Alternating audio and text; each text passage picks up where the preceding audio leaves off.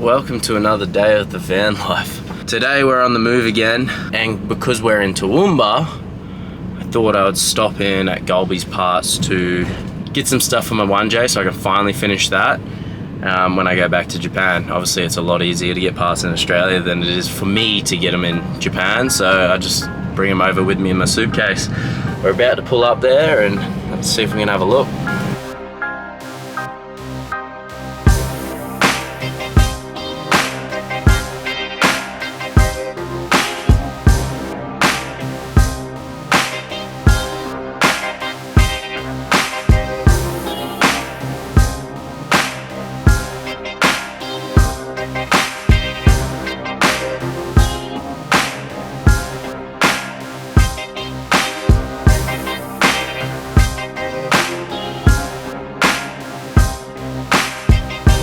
Alright, so we're here at Golby's Parts with Reese. He's actually going to give us the shop tour of all their sheds, so let's go have a look. We're currently just in the process of moving one of our inventory sheds. We've got kind of like all our ACL bearings, Hastings rings and ARP products. Where are we at now? All the Kelford stuff. Yeah, so Kelford, the guys in New Zealand definitely help us out stocking our shelves. Same with some BC camshafts for 1J, 2Js. We've got our Nitto wall of all their gaskets. On the other side's kind of... it's crazy, you guys stock so much stuff. Yeah, definitely. Oh my god. I don't think there's been like a time that I've ever been, I need this part, hit up you guys, and you guys have had it every single time. Even when I was building my Barraca and nobody had 6-boost manifolds in stock, yeah, you guys had them in stock. Yeah. Well, when you see the 6-boost manifolds, they're crazy. 6-boost is lucky because they're locally made in Toowoomba as well. Yes. They used to literally be down in one of the other sheds. So, yeah, we're definitely grateful to be working with those guys as well. A lot of our atomic products are Barra for all the Barra people. They've become bigger over the years. Yeah, much bigger. I would love to get some of their gear. Yeah. And then we've got CP and Spool for their pistons and conrods. And some more of the Ross Racing pistons as well. Oh god, you guys stock so much stuff. Yeah. This year we're kind of focusing more on the 1J, 2J side of things, so we'll be definitely increasing a lot of our stock of that. So that'll be cool to see. This is after our Black Friday and end of year clearance, so it's quite empty. It's definitely quite empty at the moment, but the guys have literally been smashing out like all the Boxing Day sales. Just last week the guys are smashing out like heaps of orders last week, so it was crazy to see. Oh, here's a good wall. Yeah, this is probably everyone's favorite aisle. A lot of the turbos, Precision up top and Garrett pretty much the rest, so that's a lot of money in turbos just sitting there. Definitely. And the other side's just kind of like our turbo beanies and everything like that. Upstairs is just the merchandise side of things, so just a whole bunch of Golby's Parts and Haltech Turbo Smart shirts, stickers. And this is after the Black Friday sales. Yes. And New Year's and Christmas. Yep. Yeah, so we still, a lot of places are kind of just reopening now in Australia, so we're getting all our stock orders in to restock everything. Look at this. Trying to sell it all. Yeah, look. This is a lounging area. I'm going to say this is hot in the afternoon. Sweltering. Yeah. Nobody hangs around here. Nah, see? See, solar cooling solutions. Nobody hangs out here. Free plug. Alright, so we are just in the fabrication shed. They're half in the process of moving, but they're kind of working at the same time. Dan just pointed something out to me.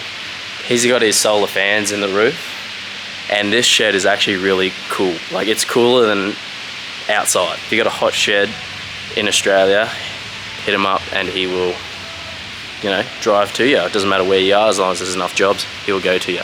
Anyway, let's get on with the tour. They do exhaust kits for a whole bunch of cars, all handmade in-house, and as you can see, they do an amazing job. I'm here with Matt. He's the manager of the fabrication division at Golby's Parts. And yeah, he's just going to take us around and show us a few things. Like, you've got this immaculate JZX 100 in the background. What are you doing to it? So we're developing a turbo kit for it. So we've already developed the Crown turbo kit. So this is going to be the JZX100 that everyone keeps asking us about. Yeah, Richie's a long-term customer of ours. We developed the intercooler kit on this. Yeah, okay. And also the exhaust. So it's only made sense for it to come back and go fast. So. What's funny is that you built a Crown turbo kit before a JZX100 kit. Yeah. No wonder people are asking you. Yeah, we keep getting hassled about the 100s, just because they've obviously been around a lot longer. But the Crown stuff's been super popular because there's not much about it at the moment. It's just the typical sort of Blitz or, you know, the other brands. So, yeah. So it's a G30 900? No, so it's a G30 770, yeah. Yeah, G30 770. It's got an Artec. We're using an Artec manifold. So the Artec's already on there. So they seem to fit really well in certain chassis. Like the wastegate positioning is just super nice. These things get pretty tight around the steering column, as some people have probably known. Yeah, so no, definitely the Artec sort of positioning. And when they bed into, they go a nice like bluey, goldy colour, which is kind of cool. It's a 347 material, a bit fancy. My favourite thing is that it's all hand built. Yeah, yeah. Like you can tell it's not, like this is all handmade, like they're donuts cut up. They're not press bent pipes and stuff like that like you'll get from your Greddy Blitz and all that. It's fully hand built as you were to go to a fabrication shop and get them to do it, except they're mass producing them. So the price is obviously a lot cheaper. Yeah, so we're trying to aim for quality. So all our welds, majority of our welds are all done in like turntables. Yes. So yeah, we've got like that's right. We've got like 4 turntables in the workshop. So like you can tell the difference between a turntable weld because there's just like no starts and like there's like one start stop and the whole thing just runs around and it's just like look at that, just perfect.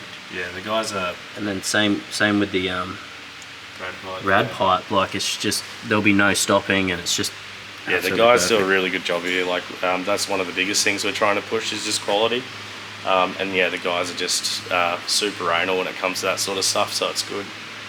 Yeah, all these intercooler kits as well. Like there was a huge thing to try and make these fit with the front bumper not being chopped up, since you can't buy Series 1 bars anymore. So yeah, this is all sheet metal end tanks, custom. It's a PWR core. So yeah, we just try to aim to do like quality and think of the consumer in mind, especially, we know how things are, so you can't buy them anymore, so what do? You can't just chop them up. The next car we're looking at it's Christian's personal car, yeah? Yes it is. Personal Porsche. What is it? Is it like a 911 turbo thing? I think they just call these turbo, like a 911 turbo, or yeah, okay. I know there's a certain thing for it because it's an all-drive version. Yeah, okay. Yeah. But check this out. So obviously they're the 6-cylinder boxer engine, but they've put in high flow turbos on it, and then built their own stainless steam pipe manifolds in-house. And something I noticed on this turbo before, I've actually haven't seen I don't know if you can see that, but these are actually VNT turbos. Really big, and obviously the diesel, like nearly every late model diesel has a VNT turbo to get them on the spool, but the vanes suffer melting when obviously you tune them too hot. So I've always wondered about putting one of these on a petrol car. Obviously Porsche's done it, so it's good to see that finally in action. Their welding table, which is cool. I like how they put casters on it and stuff like that. I've just been informed multiple times that they're still moving. It's really like not that clean, but it looks great to me. So this is obviously the mess room. If every workshop could have one of these, it would be absolutely amazing, because obviously it contains it and doesn't bring it out to there. But look, they obviously know what they're doing, and there's really set up for automotive pipe work, obviously with the linishing belts and stuff like that to clean the alloy, and little lathe in here to make anything small or make a different fitting or something like that. Obviously you got a few welders, like before I was telling you about these positioners, and then the turntable. is something I've never actually used and I've always wanted to try, but that's unreal, and it makes for obviously perfect welds. I really enjoy this stuff just because I don't really want to do it anymore. I still enjoy watching it, and you know, getting to experience a place like this is pretty cool, like really professional. They don't really, I asked him the question just before, do you do much to do with customers? And he goes, not really anymore. It's just mostly developing kits and, you know, personal cars and stuff like that. So how many sheds do you guys actually have? So in the complex we've got 1, 2, 3, 4, 5 of the sheds, 5 out of the 9. So we've got like one is our main office with a little bit of inventory. The one that we're in currently is our dispatch, again more inventory. One dedicated for the fab guys, and then another one for like storage and inventory coming in, which has like our own little injector room that has our testing machine, and then another fab shed as well. So go all the time. That's unreal. So pretty well every building here is pretty well Golby's in this whole complex. Yeah, pretty much. Like there's only a couple that other people are in. Yeah, and I'm sure we'll take over them soon enough.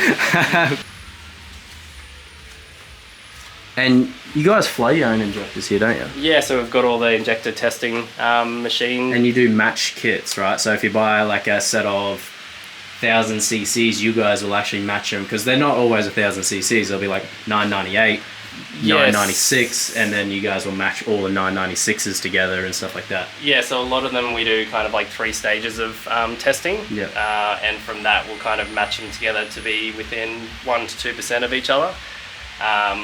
Like typically the Bosch injectors aren't bad, just sometimes they can vary. Like we have seen variances of like 5-7% difference between like the exact same injector. You guys actually set it up on an ECU. That's wild. Yeah. Because like obviously they make kits like full injector flow testers, and they don't run an ECU like that. They have their own like pulse width modulation kind of. See, these guys are doing me a favor by selling me parts, letting me come through the workshop and film it, and then now they give me some shirts and stickers. Yeah, just something to remember your trip. Thank you, dude. That's awesome. Too easy, man. Amazing. All right, guys. I didn't quite finish that video off properly, so I'm just gonna do it for you right now. We're back in Japan. I didn't actually show you what parts we got. Nothing too exciting, but it's just some rebuild parts to finish off my 1J, put it back in the chaser. There'll be another video on that. Valve stem seals, gaskets, O-rings, coil plugs, head gaskets, normal stuff to get that engine. And yeah, put them in my suitcase, shipped them over. It was just easier to do it that way, because finding parts in Japan is an absolute nightmare for me. So all my parts I'm getting from Australia, just because it's way easier. Anyway, tell me how you like this video. Like, comment, subscribe. I know you guys really enjoyed the 180SX videos, so I may do a couple more walkthroughs maybe of my S15 and Fausto's S15, which is insane. But yeah, anyway, I'll catch you in the next one, guys.